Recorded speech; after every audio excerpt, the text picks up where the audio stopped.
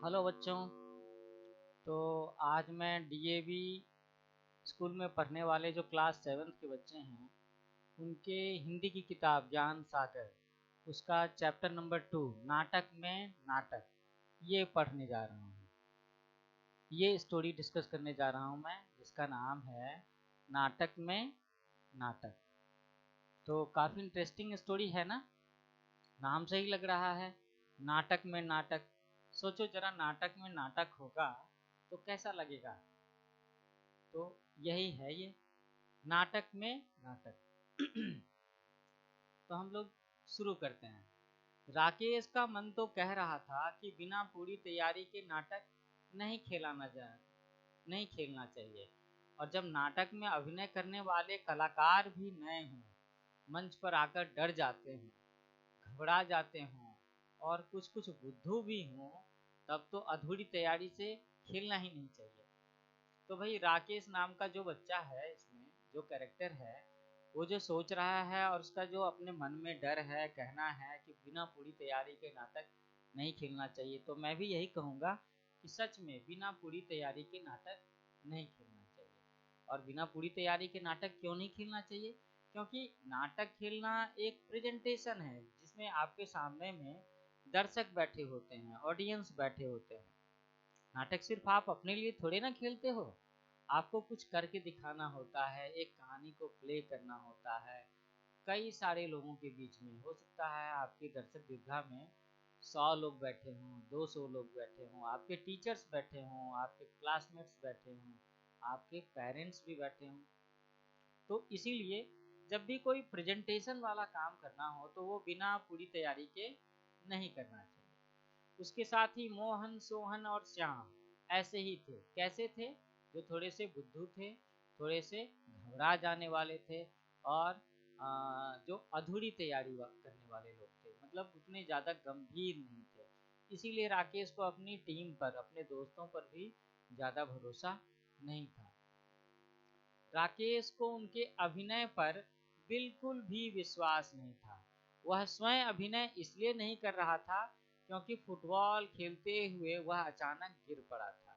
उसके हाथ में चोट लग गई थी और हाथ को एक पट्टी में लपेट कर गर्दन के सहारे लटकाए रखना पड़ता था। ओहो हो, तो ये एक दिक्कत की बात थी राकेश के साथ में।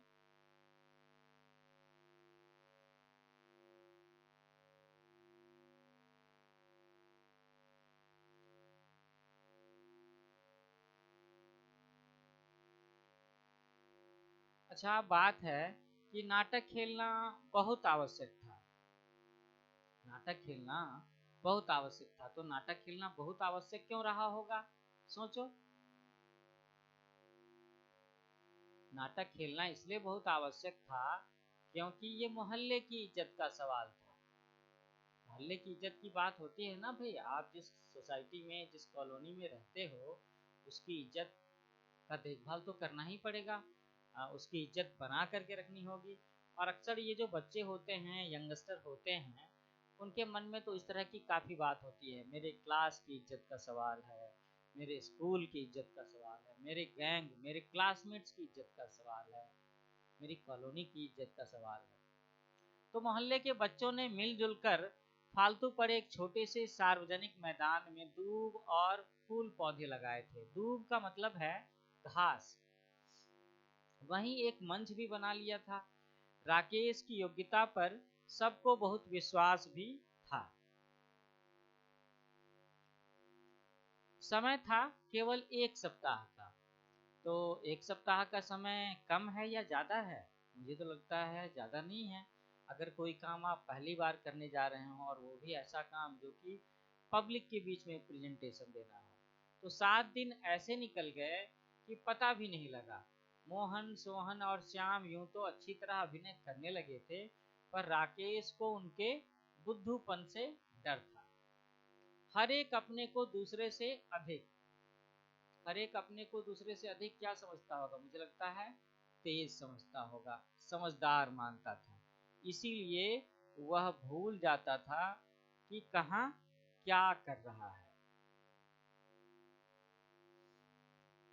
बस कहने से मतलब, दूसरा चाहे उनकी मूर्खतापूर्ण बातों पर हंस रहे हों, मगर वे पागलों की तरह आपस में उलझने लगे थे। राकेश ने पूर्वाभ्यास के 7 दिनों में उन्हें अच्छी तरह समझाया था। निर्देशन उसने इतना अच्छा दिया था कि छोटी से छोटी और साधारण से साधारण बात भी समझ में आ जाए। तो बच्चों, समझ में आ रहा है ना कि राकेश इस नाटक का निर्देशक है, वो डायरेक्टर है। वो अपने सारे दोस्तों से एक नाटक करवा रहा है और उसने उन सबको उसके बारे में ब्रीफिंग किया है, बताया है। तो इस नाटक में निर्देशन का जिम्मा किसके पास में है? राकेश के पास में। खैर, प्रदर्शन का दिन और समय भी आ गया। राकेश साज सज्जा कक्ष में खड़ा सबको खास खास हिदायतें फिर से दे रहा था। तो भाई, निर्देशक के ऊपर एक बहुत बड़ी जिम्मेवारी होती है ना, क्योंकि नाटक अगर सफल हो असफल हो तो लोग कलाकारों को वाहवाही तो देते ही हैं, लेकिन अगर फेल हो, असफल हो, तो निर्देशक के ऊपर में ज़्यादा जिम्मेवारी आती है सफलता की। तो इसीलिए निर्देशक के ऊपर में ज़्यादा जिम्मेवारी बनती है। मोहन बोला, मेरा दिल तो बहुत जोरों से धड़क रहा है। और मेरा भी, सोहन ने सीने पर हाथ रखकर कहा। तुम लोग पानी पियो और मन को साहसी बनाओ। राकेश ने ऐसा कहकर के उन सबकी हिम्मत बढ़ाई। जैसे तैसे अभी तक तो ठीक ठाक हो गया। अभिनेता मंच पर आ गए। पर्दा उठा। मोहन बना था चित्रकार और सोहन बना था उर्दू का शायर। नाटक में दोनों दोस्त होते हैं। चित्रकार कहता है कि उसकी कला महान है, शायर कहता है कि उसकी कला महान, और श्याम बनता है संगीतकार। अब संगीतकार क्या कहेगा वो भी देखते हैं हम लोग।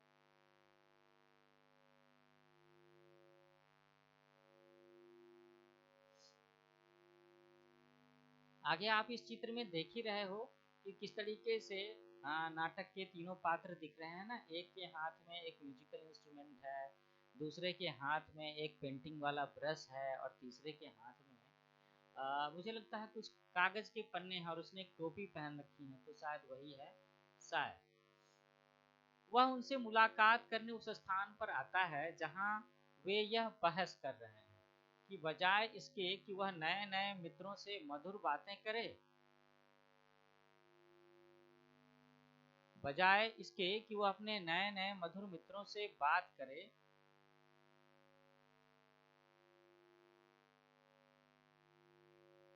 बड़े छोटे के इस विवाद में उलझ जाता है। वह कहता है कि संगीतकार की कला महान। तो क्या हुआ कि यहाँ पर संगीतकार अपने को महान बता रहा है, शायर अपने को महान बता रहा है, और वो जो चित्रकार है वो अपने आप को महान बता रहा है। अभी तक अभिनय अच्छा चल रहा था। सबको अपना अपना पार्ट याद आ रहा था। पार्ट याद आने का मतलब है कि नाटक में किरदार होते हैं, तो सबको अपना अपना रोल प्ले करना होता है। तो सबके हिस्से के अलग अलग डायलॉग्स होते हैं, कब उन्हें मंच पर जाना है, कब मंच पर से वापस आना है, किसी ने क्या कहा तो उसके जवाब में उसे क्या कहना है, उसके कहने के बाद कोई दूसरा क्या करेगा, फिर उसे वापस क्या करना है। तो ये सारा कुछ सही सही चल रहा था। इसीलिए लिखा है कि सबको अपना अपना पार्ट याद आ रहा था, सबको अपनी अपनी भूमिका हिस्सा याद आ रहा था। सब ठीक ठाक अभिनय करते चले जा रहे थे। अचानक श्याम अपना पार्ट भूल गया। तो हो गया ना अब गड़बड़।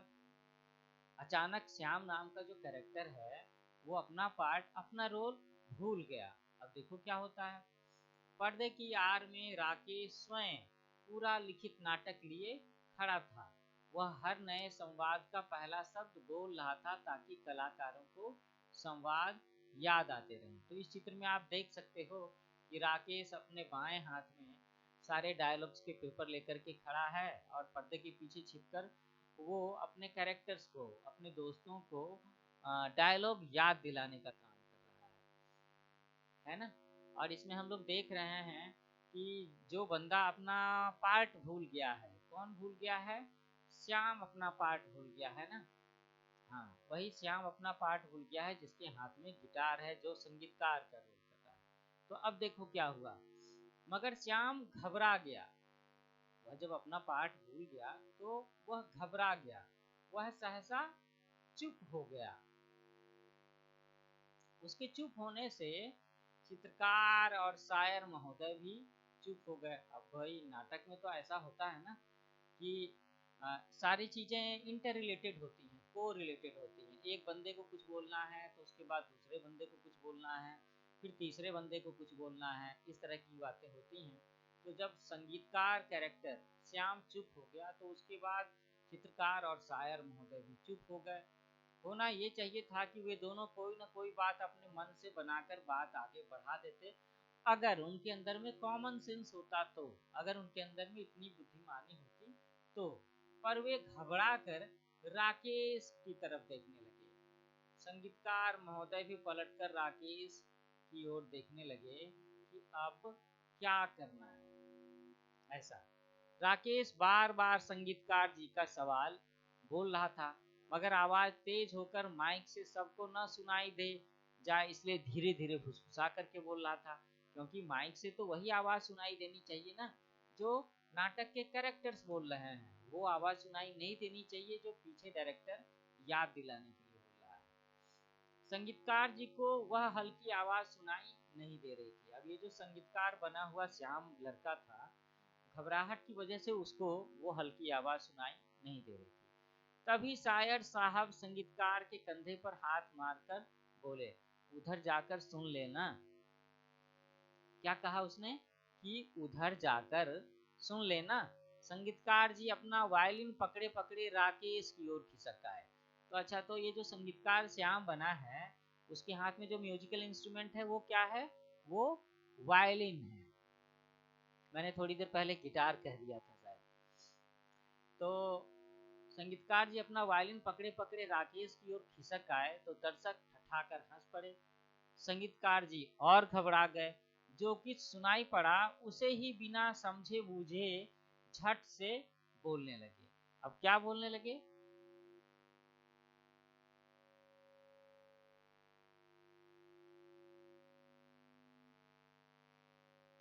संवाद था कि जब संगीत की स्वर लहरी गूंजती है तो पशु पक्षी तक मुग्ध हो जाते हैं। शायर साहब, आप क्या समझते हैं संगीत को? मगर संगीतकार साहब बोल गए यो। क्या बोले कि जब संगीत की स्वर लहरी गूंजती है तो पशु पक्षी तक मुहकी खा जाते हैं। गाजर साहब, आप क्या समझते हैं हमें? तो बच्चों, ये दोनों डायलॉग्स जो मैंने पढ़े ये सुनकर के भी आपको भी हंसी आ रही होगी शायद। असल में बोलना था कि जब संगीत की स्वर लहरी गूंजती है तो पशु पक्षी तक मुग्ध हो जाते हैं शायर साहब। और यहाँ उसने क्या कहा कि जब संगीत की स्वर लहरी गूंजती है तो पशु पक्षी तक मुंह की खा जाते हैं।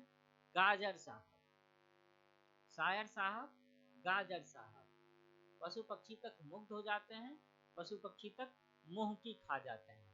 तो आप समझ सकते हो ना, ये चीज सुन करके तो शायद आपको भी हंसी आ रही होगी, और हंसी आने वाली बात तो है। शायर साहब तपाक से बोले, तुम्हारा सर?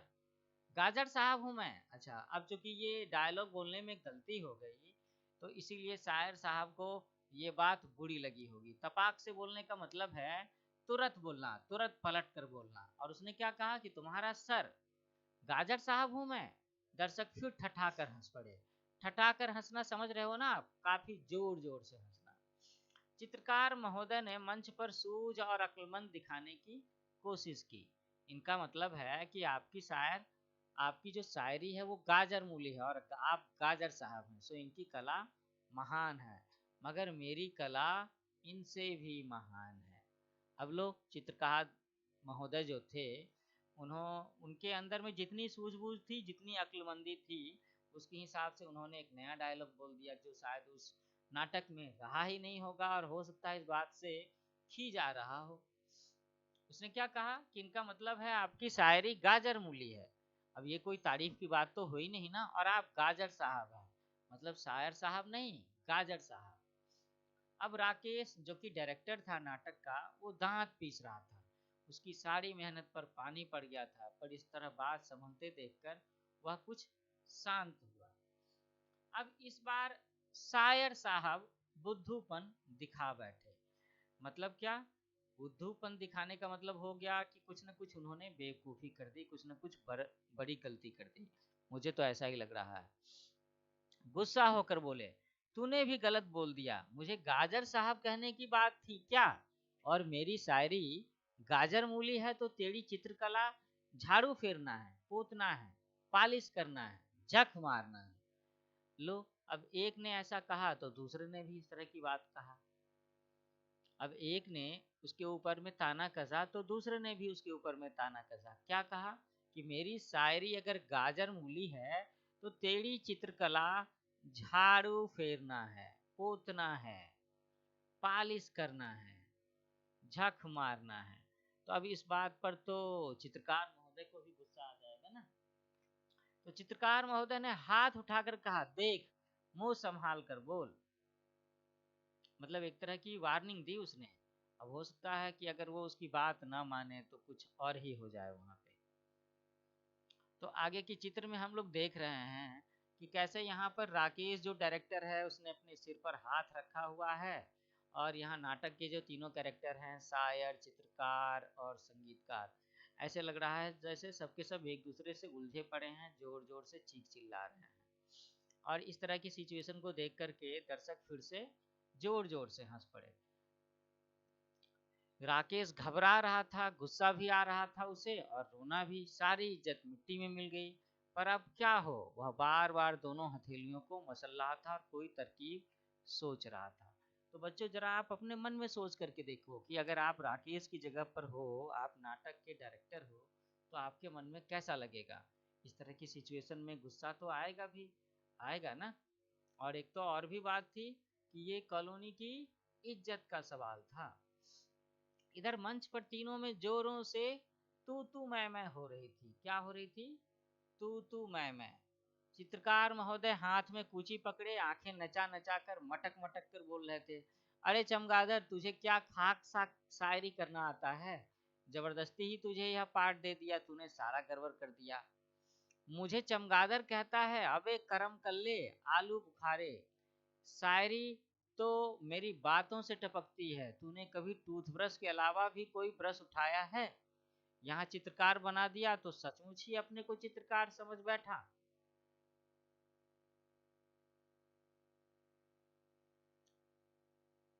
तो करम कल्ले शब्द का मतलब आप समझ रहे हो? करम कल्ले शब्द का मतलब होता है गांठ गोभी। अच्छा, मतलब सब के सब यहाँ पर एक दूसरे को ना अलग अलग तरह की चीजों से उपमा दे रहे हैं, नीचा दिखाने की कोशिश कर रहे हैं, तभी सब एक दूसरे को ऐसे कह रहे हैं। दर्शक हंसी से लोटपोट हुए जा रहे थे। संगीतकार महोदय कभी उन दोनों लड़ते हुए की ओर हाथ नचाते और कभी दर्शकों की ओर। तभी तेजी से राकेश मंच पर पहुंच गया और सब चुप गए हो गए, सकपका गए। राकेश एक कुर्सी पर बैठते हुए बोला, आज मुझे अस्पताल में हाथ पर पट्टी बंधवाने में देर हो गई तो तुमने इस तरह की रिहर्सल की है। जोर जोर से लड़ने लगे। अभिनय का दिन बिल्कुल पास आ गया और हमारी तैयारी का यह हाल है। ऐसा कहा। चित्रकार महोदय ने इस समय अक्लमंदी दिखाई, बोले, हम क्या करें डायरेक्टर साहब, पहले इसी ने गलती की। राकेश बात काट कर बोला, अरे, तो मैंने कह नहीं दिया था कि रिहर्सल में भी यह मानकर चलो कि दर्शक सामने ही बैठे हैं, अगर गलती हो गई तो वहीं से दोबारा रिहर्सल शुरू कर देते। यह क्या कि लड़ने लगे सब के सब, सब गड़बड़ हो गया, सब गड़बड़ करते हो। तो बात राकेश ने बहुत संभाल ली थी। पर्दे की आड़ में खड़े अन्य साथी मन ही मन राकेश की तुरंत बुद्धि की प्रशंसा कर रहे थे। तुरंत बुद्धि को हम लोग क्या कहेंगे? Sense of humour, common sense, और क्या कहेंगे? सब दर्शक शांत थे, भौचक्के थे। भाई, दर्शकों के लिए भौचक्के होने वाली बात ही थी कि अचानक से एक नया कैरेक्टर आ गया मंच पर, जो कि इस नाटक का डायरेक्टर है, जिसके हाथ में पट्टियां लगी हैं, और वो कुछ ऐसी ही बातें कह रहा है जो बिल्कुल किसी के अंदाजे में नहीं था। वे सोच रहे थे कि यह क्या हो गया। वे तो समझ रहे थे कि नाटक बिगड़ गया, मगर यहाँ तो नाटक में ही नाटक था। तो बच्चों, यही तो इस कहानी का टाइटल है। क्या है? नाटक में नाटक। और यहाँ पर नाटक में ही नाटक था, उसका रिहर्सल ही नाटक था।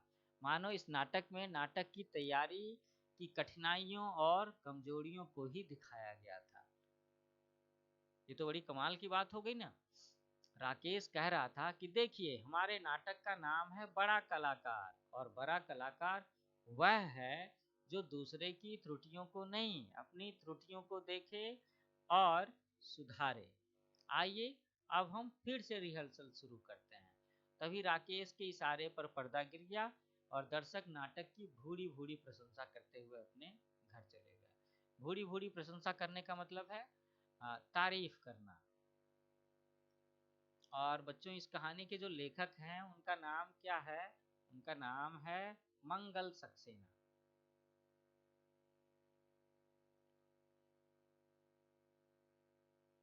तो इसके आखिर में शब्दार्थ में 3 शब्द हैं: भौचक्के, हैरान, त्रुटियां, गलतियां, और भूरी भूरी प्रशंसा करना। इसका मतलब है बहुत तारीफ करना। और मैंने आपको कहानी के लेखक का नाम क्या बताया है? मंगल सक्सेना। ठीक है, तो ये याद रखेंगे, क्योंकि कई बार जब सवाल जवाब पूछे जाते हैं, टेस्ट होता है, तो उसमें चैप्टर्स के लेखक का नाम भी पूछा जाता है, और ये ध्यान देने वाली बात है। तो बच्चों, इस तरह से हम लोगों ने देखा कि ये जो कहानी का नाम था नाटक में नाटक, कि किस तरीके से राकेश नाम के लड़के ने अपनी सूझबूझ को दिखाते हुए, अपनी बुद्धिमानी को दिखाते हुए, समय के हिसाब से अपने सूझबूझ को अप्लाई करके उसने किस तरीके से नाटक को बचा लिया और एक बिगड़ते हुए नाटक को संभाल लिया, और इस संभालने के क्रम में भी वो लोगों का दिल जीतने में कामयाब रहा, दर्शकों का दिल जीतने में, दर्शकों की प्रशंसा लेने में कामयाब रहा। तो बच्चों, इस तरीके से आपका ये चैप्टर यहाँ पर ख़त्म होता है, जिसका नाम था नाटक में नाटक। जल्दी ही मैं समय निकाल करके इस चैप्टर के क्वेश्चन आंसर सॉल्व करने में आपकी मदद करूँगा। आप मेरे चैनल को ज़रूर याद रखें और उसे शेयर करें, सब्सक्राइब करें, अपने क्लासमेट्स को बताएं। इसका नाम है न्यू एज कोचिंग, और आगे चल कर के मैं आप सब बच्चों के लिए बहुत सारे चैप्टर्स के लेक्चर्स लेकर के आने वाला हूँ। हिंदी ही नहीं, इंग्लिश भी, साइंस भी, सोशल स्टडीज़ भी, कंप्यूटर साइंस भी, ये सारी की सारी चीज़ें, और ये सारे की सारी चीज़ें मैं बड़े अच्छे से आपको समझाने वाला हूँ। तो हम लोग फिर से मिलते हैं। अपने स्वास्थ्य का ख्याल रखना और अच्छे से पढ़ाई करना। ठीक है।